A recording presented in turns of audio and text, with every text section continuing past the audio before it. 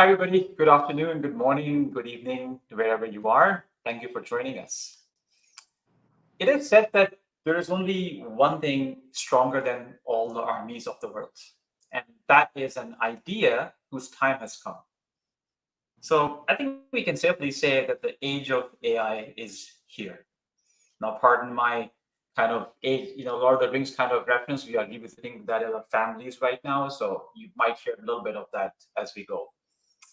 So, welcome to the first in a two-part webinar series to talk about how can we be successful in this age of AI. I think that's something that everybody is talking about. Everybody wants to know. So here's I think start to that conversation from our side. In the first session, we are going to explore what we believe would be the key ingredients of achieving this success. And to to unpack that, I have two very amazing panelists with me here today who are going to dig a little deeper with me on this topic and help us all understand how creativity is key to a successful AI adoption journey. I have Sunaina Mehta, a global strategy leader who transforms insights into solutions, driving brand growth and innovation. Recently, through the Leela Collective, she shared stories of women overcoming challenges to inspire self confidence in today's social media driven world. I have Simon, who is a good friend. I've known him for a while. We've done a number of the things together. Um, he heads insights and analytics at Visa, bringing over 20 years of FMCG and 5 years of FinTech experience. He's going to talk about the switch as well a little bit. That's a big change. He's known for driving actionable insights through collaboration and perseverance. Okay, before we jump into kind of the discussion, and I bring Sunaina and Simone to hear from them and ask them some questions, let me just set the scene a little bit here. Why are we having this conversation? So, I mean, we know AI is transforming every sector of the economy, making traditional business practices pretty much everywhere in every sector of the company, as well as the operations or the unit of that you work in a company, kind of change obsolete in a way. However, at the same time, we are seeing that the adoption and ROI of AI or Gen AI adoption varies, with some leaders and organizations achieving much greater success than others. So McKinsey came up with this state of AI in May 24, and they did see a pickup in the use of Gen AI from an organizational perspective. However, in terms of ROI, which is the whole notion of or the promise of adoption AI and Gen AI is, they say that only on average about 5% respondents said that they saw a cost reduction of more than 20%, and only 6% saw a revenue increase of over 10%. Now that does not sound like numbers that you would expect, right? Because the promise and the hype is so big.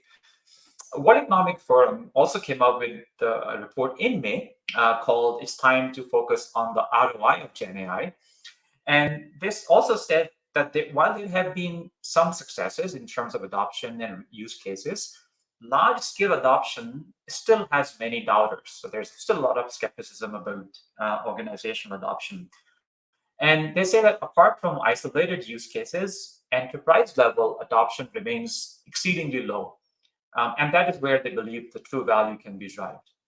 So when we look at this, it's kind of obvious that some organizations, leaders are doing better than others. So there's still a lot of inertia in terms of starting this journey or making most out of this journey.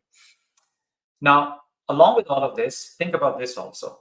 The novelty of AI is kind of reaching a tipping point.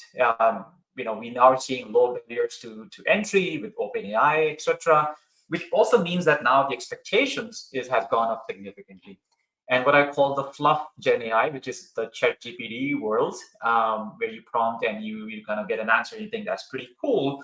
We're now kind of moving into the real stuff phase, right? Where people are going to demand, okay, what are the true differentiators? How can we really create unique, scalable, transformative kind of outcomes through Gen AI? Yeah. So Gen AI, obviously, as we all know, as I talked about being open and accessible, is probably one of the biggest equalizer in the technology innovation history in the world.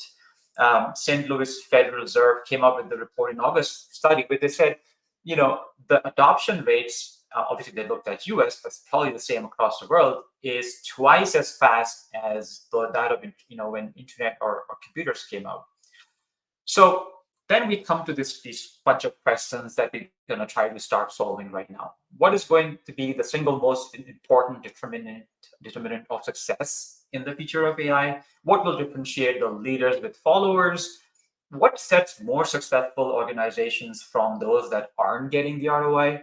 And what types of organizations culturally or how they're set up that will be most successful in the phase of Gen AI?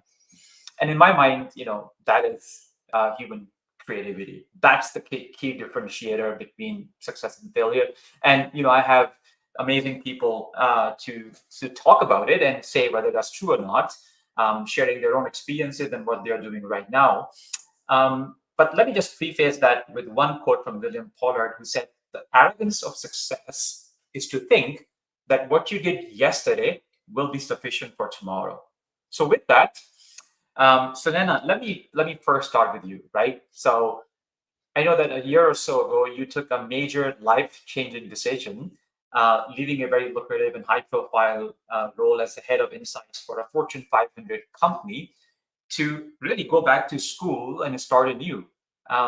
Tell us about this journey and what made you do that and how it all went.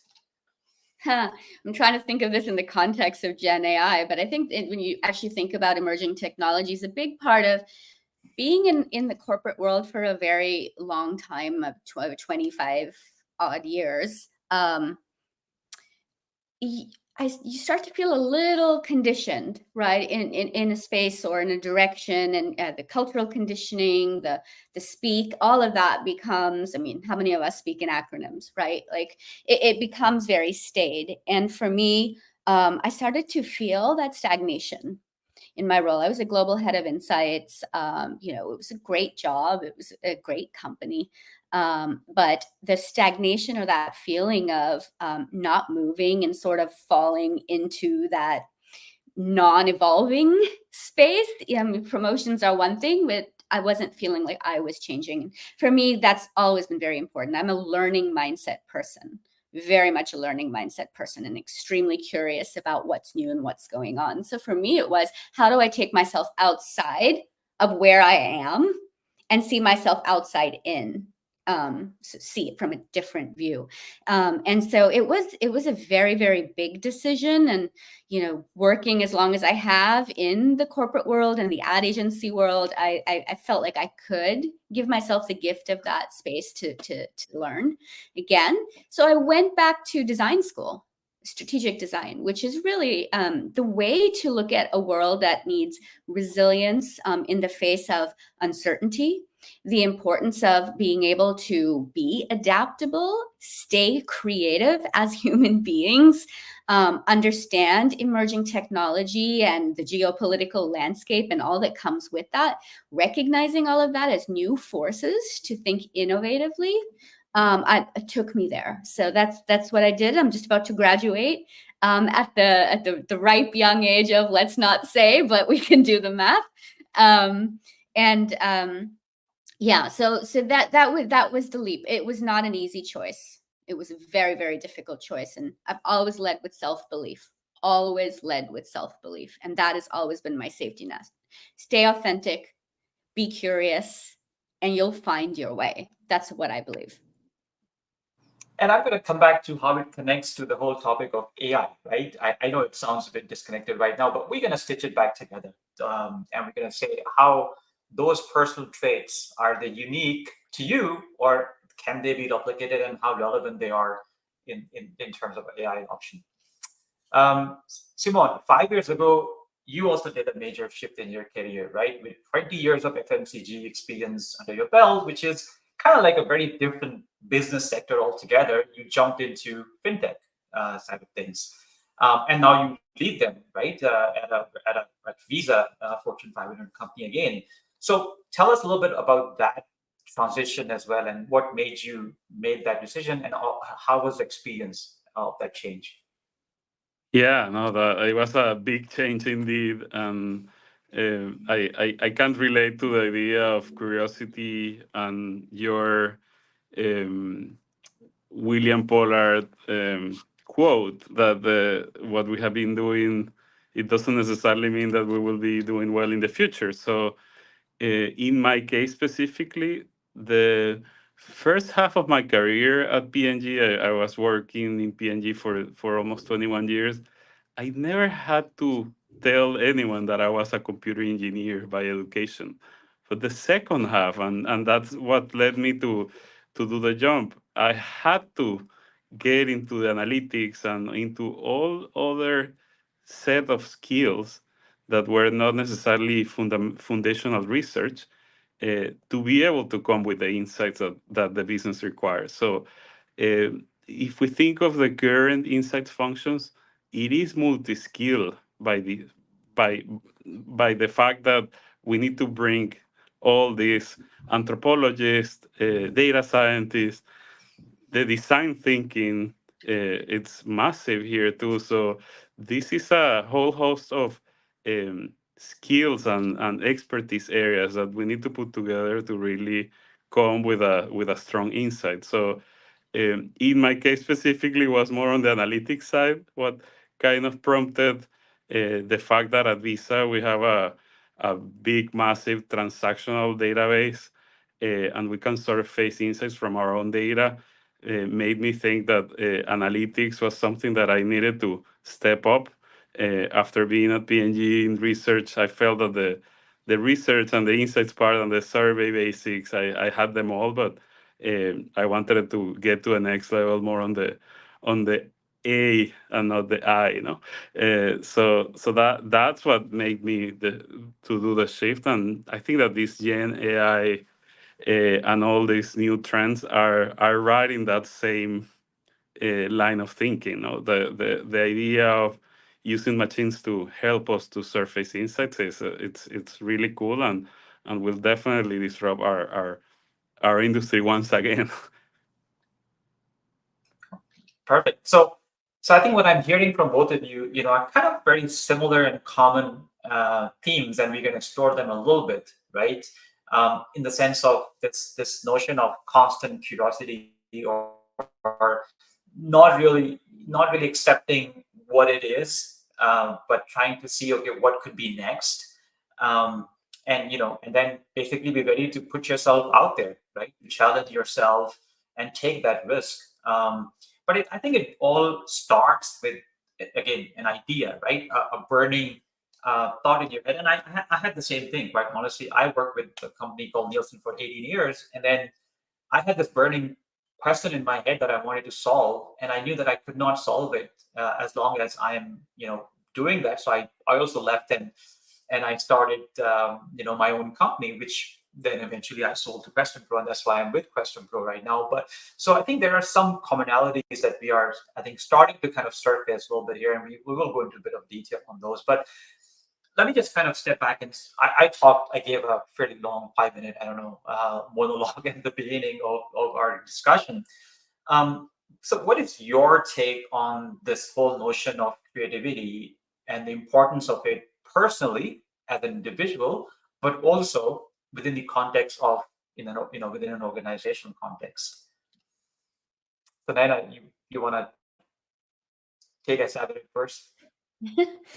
um, for me, creativity, and I've done a lot of research on this topic of creativity, and also spent a lot of time with it in the past year, exploring it in myself and its expression. I think for me, creativity, and I've even had a nice long conversation with ChatGPT about it, and the difference between artificial and human creativity, and sort of challenged it. But for me, creativity nets down to the ability to be intuitive and go more with your gut and your heart as well as your head. So that's kind of where human creativity is really kind of sort of has an edge, right? Like, because we can feel that way. It means being open to risk and possibilities, and being comfortable in ambiguity, which is so important right now, to be able to take leaps not from hindsight alone and patterns, and which is linear, right? Which is what AI does, but it's to be able to take those stronger leaps and to connect emotionally, form bonds of trust with other people, and therefore take ideas forward that others are willing to embrace. That's what, for me, human creativity is about, especially in a society where we need that. As I like to say, like, tech used to be the great democratizer. I think human creativity is now the great democratizer. We have the access to tech, right? But we don't have access to the resource inside that we've deconditioned or conditioned ourselves out of, which is our own creative selves. And how do you stay connected with that so that you can then confidently progress on your ideas, or not just as an entrepreneur, but your thinking and your voice, even in the workplace. That's what it's all about. That was my monologue. I'll let you talk, Simone. No, that's great, and I think that in the same line of thinking, the machines will always be enablers. Like there is a an area of creativity and curiosity that we need to layer on top. The fact that the machines are doing a better job on um, digressing a little bit, opening the scope, and even sometimes hallucinating. It's all interesting, but the ones who needs to make the right questions, the find the right frames and abstractions are still us. So I still believe that this is all tools. The real deal is how you really are a better framer, a better uh, um, curiosity entity that tries to find the right answers. And we know that creativity matters. It's the same message. It has a huge difference when you do it in a more creative way versus a non-creative way in terms of the impact. So I feel that that's the key to unlock all of this in a way. No? Yeah, exactly. And talking about the Gen AI work. So I am no artist, right? I cannot draw. I always scored poorly in my school drawing, tests. Always. But now I have, Gen AI, right? So what is going to make me now create art, even though I'm not an artist, as I said, is, in my view, my ability to imagine a scenario, right? Now, what if, I come up with an idea that, hey, draw me, an Italian noblewoman of the 16th century belonging to the Guerrieri family, living kind of in a Florence, Tuscany kind of area, belonging to a wealthy Florentine silk merchant, when they're starting a new home, as a welcoming, picture that to put up there, especially around also on the birth of their second son. But don't make it, too happy. Just, somewhat smiley a little bit, but make it very classy. Obviously, I'm not going to create a Mona Lisa, but I may, come close to it because I had the imagination, right? At least I had that creative thinking, to think of those things if I could. I probably won't, but if I could, right? If I'm that kind of creative. So in that sense, Sunaina, you talk about, and you and I were discussing a short while ago. You said all of us have a creative side, right? We can all be creative, but not all of us show it, practice it, do it. We keep it hidden. We keep it under the wraps. For different number of reasons.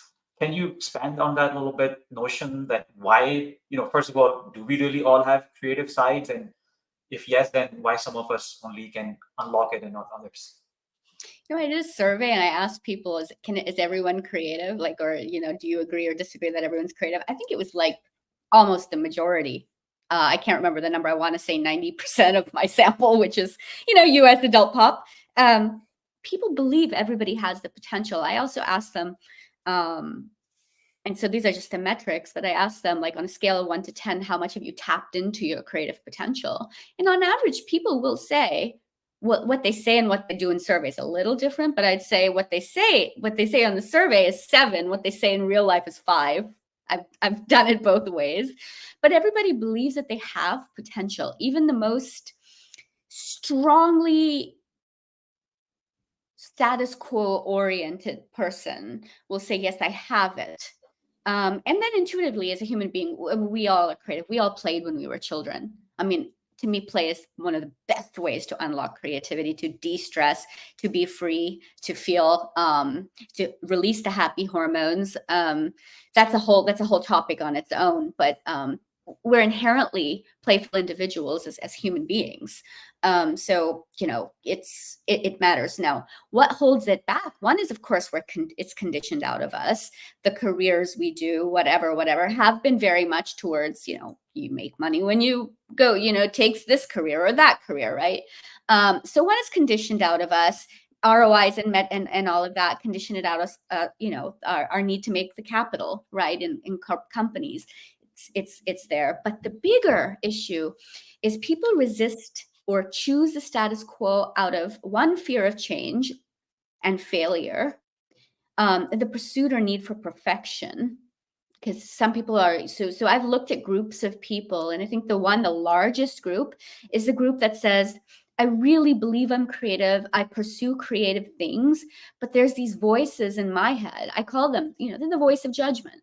Like some people call them saboteurs, right, for other things. So it's like the voice of judgment is in your head telling you you're not doing this right. This is going to be embarrassing. This is going to shame you. So it's these voices. And when I talk to a lot of women, especially about this, it's they're afraid, and they have to embrace what's I don't know. I have to be okay to be in the unknown, basically. But I mean, I can go on. There's one story about a woman who is so resistant to change. I mean, what she basically told me, that I don't even change my furniture pattern. Even if I move, the furniture goes back in the same way, because I can't deal with anything that's not like that's change, right? So, but it's the voice of judgment that gets it out of us, or we're conditioned out of it and we lean on our analytical sides. So, I mean, before I move to Simone, there's a question that has just come up, which I think kind of speaks to one of the factors, at least, that you said about that stifles creativity or could stifle creativity, which is very, relevant also. I'm not kind of obviously saying that it's not important, but it's also one of the factors that we need to move beyond, that we need to rationalize, which is this whole notion of, responsible use of AI, right? So, this a because we don't know, or we have not, we are kind of relying on what we are hearing, what we are seeing versus personal experiences. Is this something which is a block right now in your view towards adoption, towards thinking about Gen AI or thinking about creativity, or is this, how do you kind of bring this notion of reality to creativity, or rationality to reality to creativity?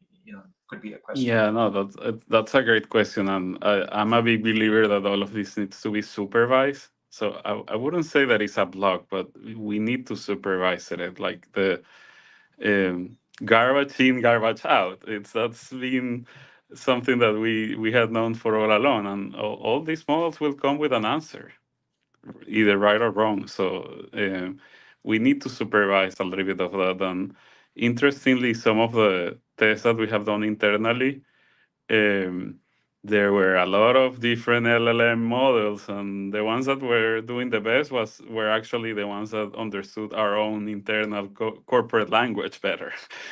So that tells you that the way that you train these things matter to get to the right answer. So I wouldn't say that it's a block, because this thing is unstoppable. But definitely we need to supervise it, and we need to be transparent about it. So it adds to the challenge for sure. Sunaina, rationality and creativity. So the question is what exactly? Responsibility from originality originality. Give me the question again.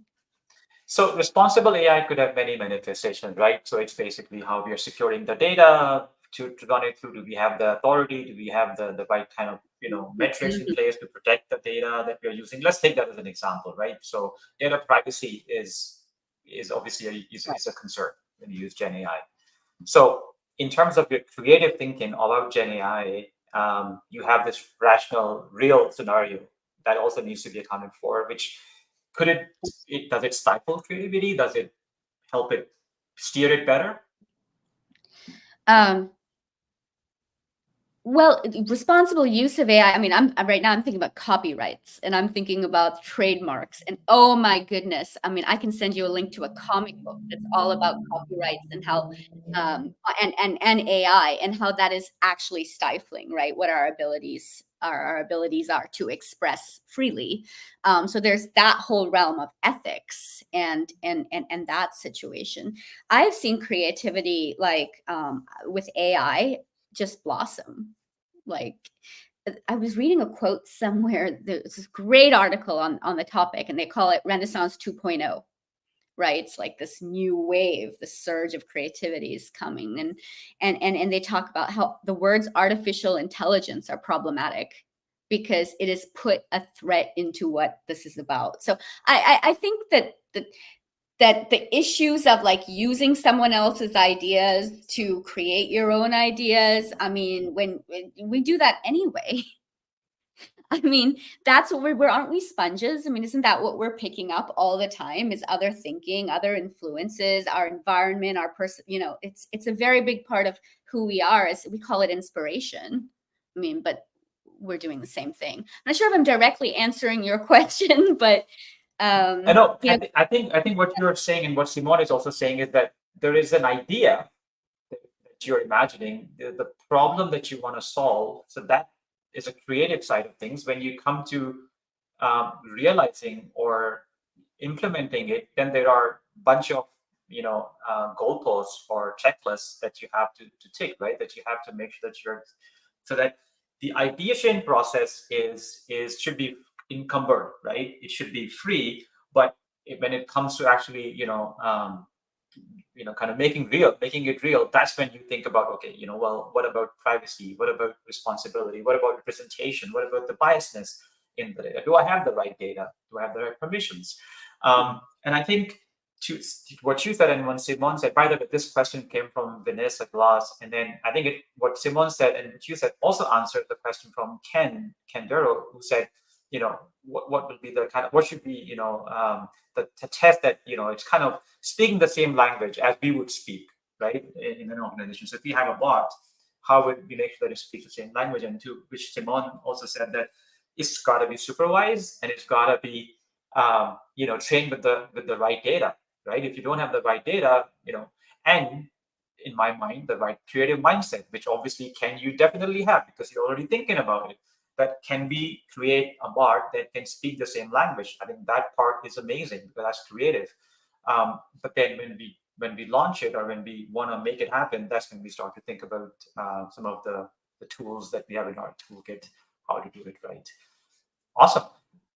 On that, Simon, um, talking about this adoption of new ideas and launching them in real life and converting that creativity into then action, you did something pretty phenomenal, I think, over the last few months at Visa, where you had an idea, you had this tick, right, that you wanted to kind of solve, and you said, okay, I want to launch something new, and at an organization as big as Visa and as old as Visa, and where things have a way of working for a period of time.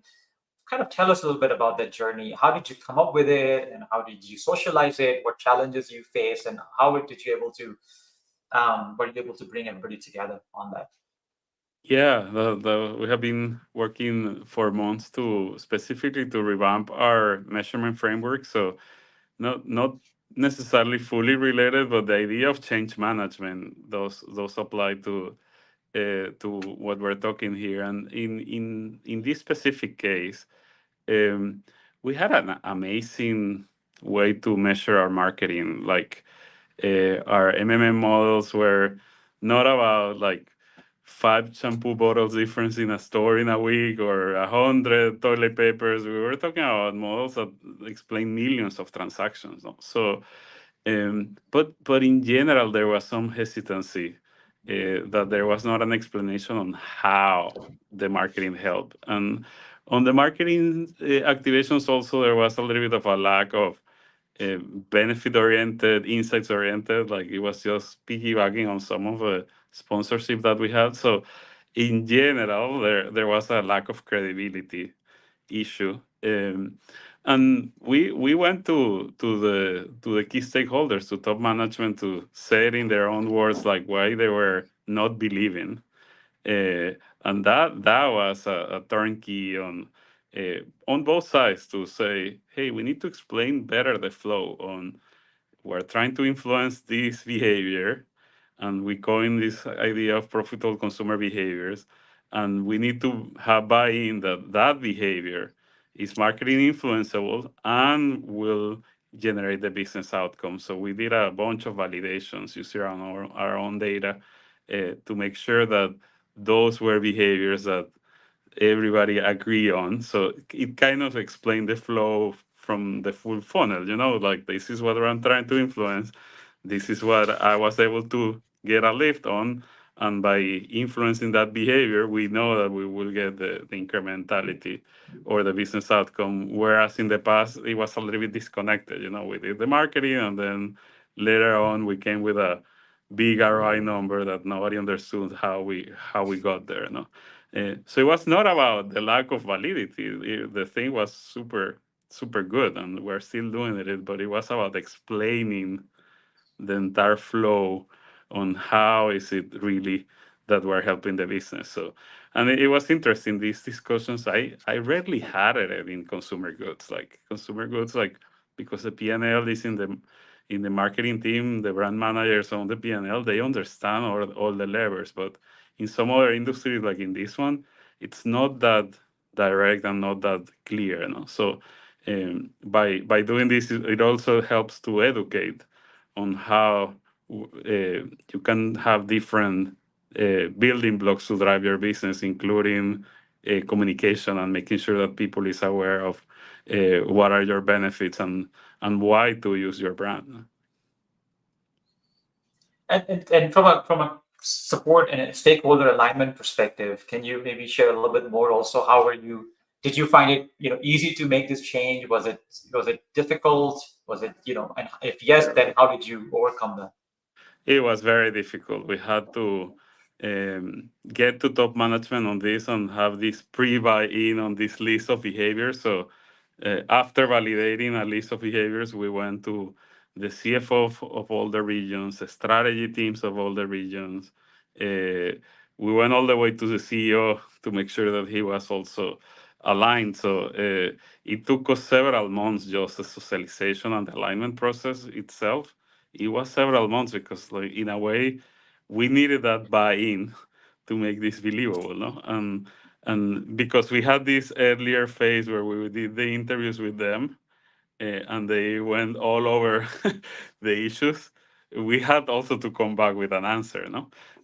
So it was in total about 8 months process. So it was not a short process to make sure that we had a new way to measure our marketing based on this idea of you have an intuitive link that connects what you are communicating with the transactional results. Very interesting. So I think this again kind of adds another dimension to creativity and Gen AI adoption in organizations. Again, the St. Louis Fed report that I mentioned earlier, they talk about the fact that um, the use case or the number of times that users are using, at least in the US, the frequency of use is much higher at home versus at work, which is to say that maybe there is also a challenge within organizations of perception, understanding, encouragement of individual initiatives or creativity for good reasons. So, but sometimes, obviously, for data privacy and control and what have you.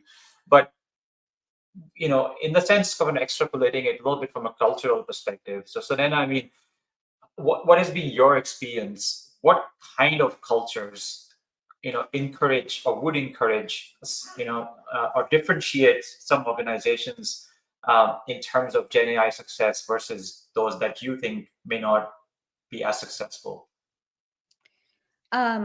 Learning cultures, I think, very open, generally creativity driven, right? Where failure is embraced. Those tend to be, ad agencies, right? For example. But it's learning cultures, but a lot of and I want to pull up the report, or I'll share it with you. I think it was a Harvard study that was done on the types of cultures that exist in organizations. And on top of that is order, right? More the authoritarian and defined versus the flexible and the sort of freedom to be, to be autonomous as individuals. And your corporation, they tend to be on the other side because control is incredibly important. There's a reason why we have our hierarchies the way that we do today. It's because that's how we're controlling information and therefore power and therefore the ability for people to understand and structure and report, right? But there's a shift that's going on. If you're aware of the teal organizations, which is a whole other concept, Frederick Laroux, I probably won't pronounce it correctly.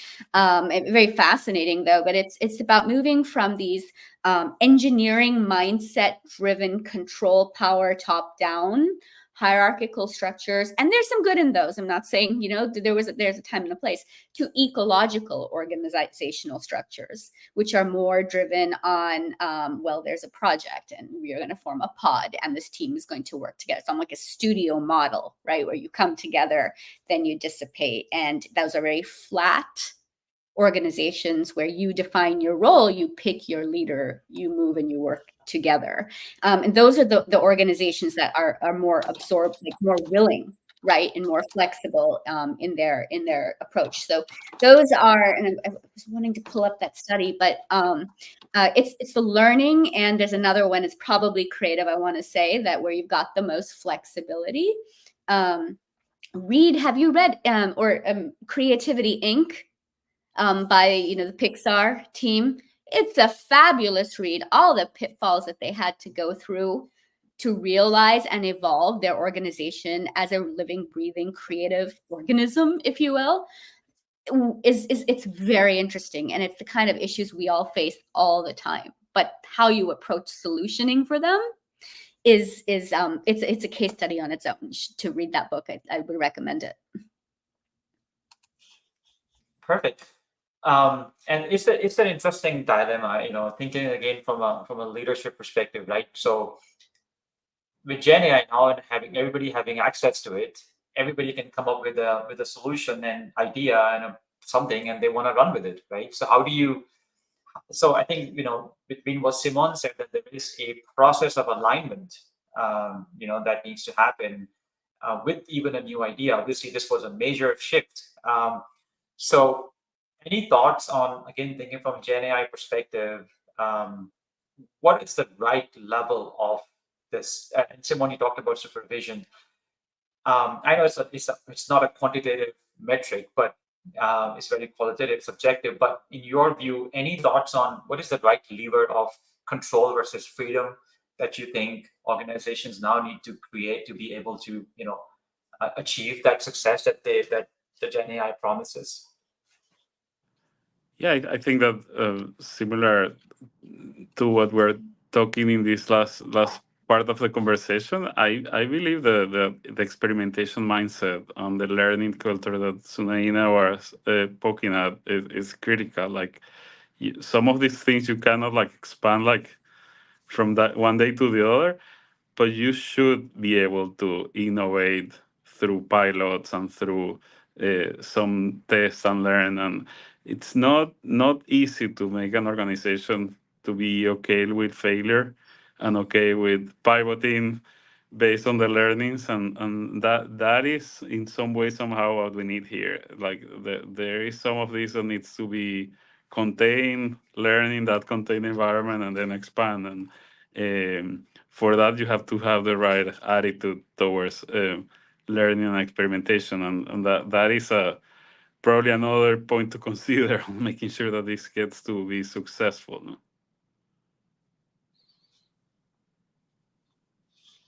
I was going to add just one thing because you'd mentioned, Sumer, the not using AI at work.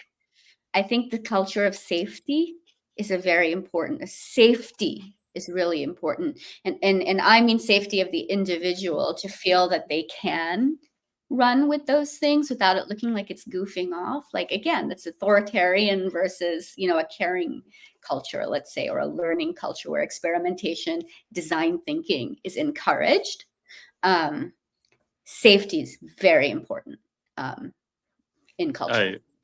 I couldn't agree more. Like if you see some of these innovation models that are surfacing in this last wave of theories, the way that the dignity of the employees and the culture of fear, it's are two of the key enablers of or these enablers of getting to the right innovation at the workplace, and that becomes paramount to be able to um, open the aperture and try to come with different ways to solve a problem, which at the end is the way that you start to get to an innovative idea. Yeah, I would also. I always believe that fear is in around AI, Gen AI, and safety is also right now. It's only looked at it from the lens of what if I make a mistake, right? And I feel that needs to shift to what if I don't do it now, right? What if my competitor does it faster? What if my within an organization people are obviously doing different roles, and some people are probably more ready to take those chances and do it in a smarter way, safer way, and they figure that out. Versus me, I'm not even looking at it because I feel that I might make a mistake. So I think this notion of fear and safety, sooner rather than later, is going to flip to the point where saying, if we don't move fast enough, we are going to be left behind. And that's what is happening, right? With this, I think, in any innovation cycle, we do have this laggards and the innovators and the followers and what have you. But I feel that depending on the type of industry or role and jobs that you're in, I think if you don't move, you will not you will not be relevant, right? I mean, if you think of again the McKinsey report, the functions where right now the results are the highest are HR and legal and admin kind of stuff. Maybe intuitive, maybe understandable, but I was a bit surprised with HR a little bit, at least on the cost side. That I didn't ever. I always felt that my HR there's always shortage of people, in HR, but apparently, they were able to take the most cost out um, of HR. So I think there is this. I think that conversation needs to be presented in a different way of maybe equally, if not just one side of fear and safety.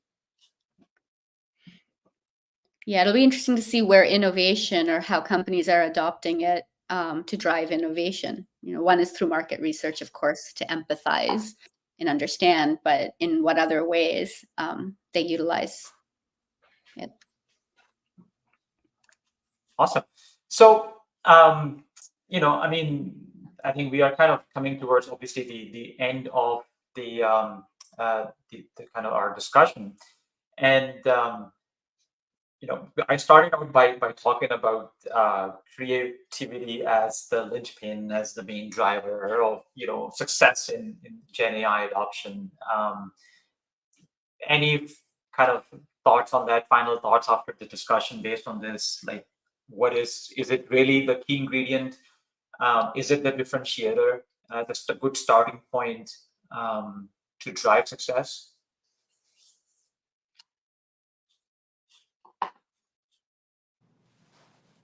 I think we anything you are think. we through the conversation we all agree on it's a critical part, and I would add the fact that now with all of these things we can get to a better answer faster.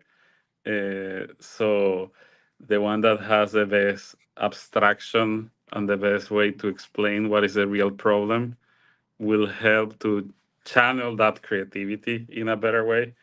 So I think that it's not just about the creativity of the content itself, it's the creativity on how you get to the right answer. I think you're raising a very big point of where the human element is incredibly important, and that is spending time with the problem. Because we're in such a hurry to get to the answers. We're in such a hurry that we don't spend enough time. And this is a folly in organization. Exactly. Yeah, you have to frame it and you have to reframe it and you have to think that through truly before getting it. Then, yeah, okay, we move to a solution, but spend time with the problem as humans. And by humans, right? So don't Yes. just And for right, humans.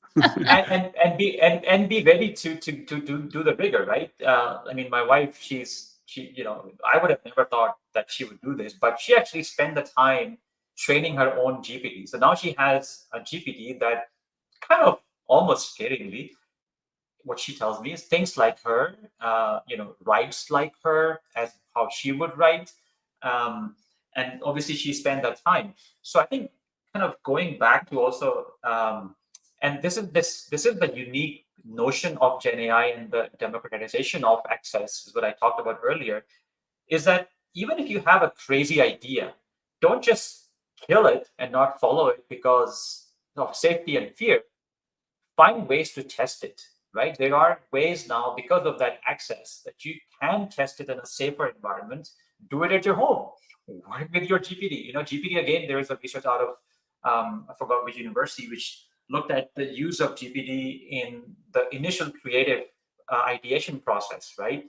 So the results were pretty encouraging, right? That ideation process with GPT was also pretty meaningful and useful. So I think there are ways in which we can still be creative in a safer way, as we talked about.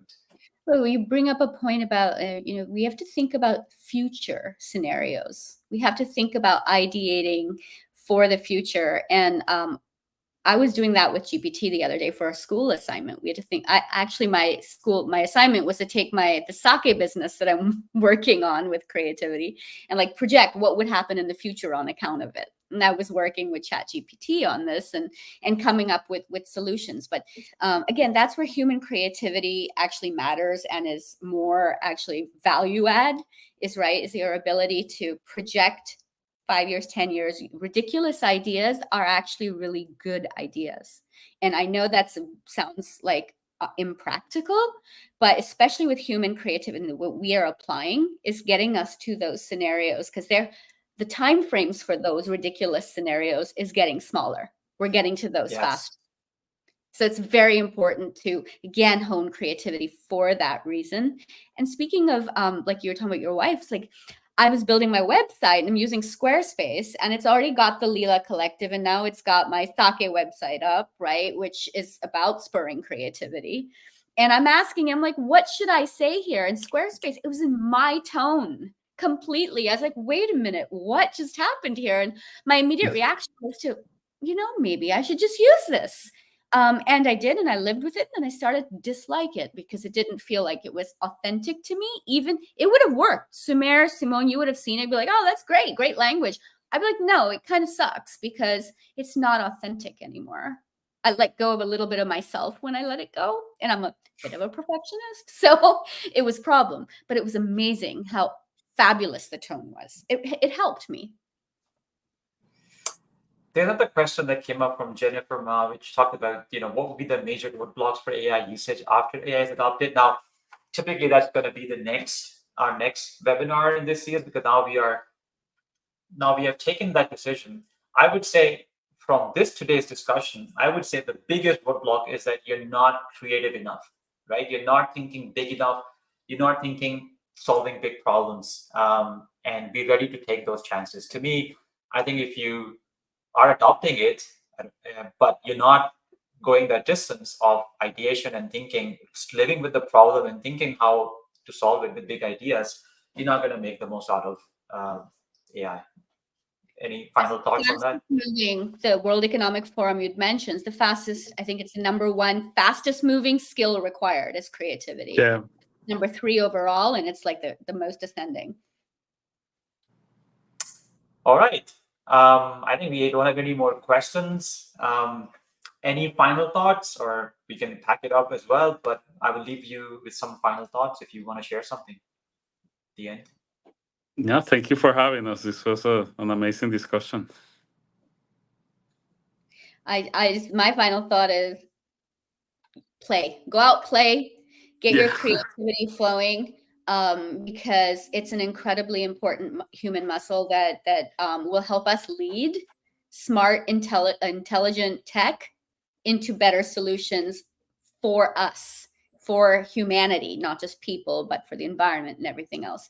We need to have that leadership ability in us more so than ever, because that's where we're going to add the value, and that's where, honestly, we're most needed. Absolutely. Be creative, be out there, challenge yourself, try new things. There's a world of possibility. If you don't, somebody else will. And there are ways to do it safely, and in fact, the more people use it, in my mind, the more the market puts pressure on people who are building these tools. The more pressure comes from usage, the better these are going to get, right? Versus nobody's challenging it, nobody's using it. You're using utility, you're using value, and you're not making it better without that contribution. So go for it, and we will talk about how to do it well and on different use cases in our next session. So thank you, Sunaina and Simon, really, for your time. Really appreciate it. Sunaina, we are going to have that sake one day. I know you offer different kinds of sake, so Simon, we can all go and maybe have that sake. Oh, I'll make you do the creativity workshop that I've planned. We'll do that. I'm in too. Okay, sounds good. All right, guys. Thank you. And thanks for joining everybody who joined the session today. Really appreciate your indulgence as well. I hope you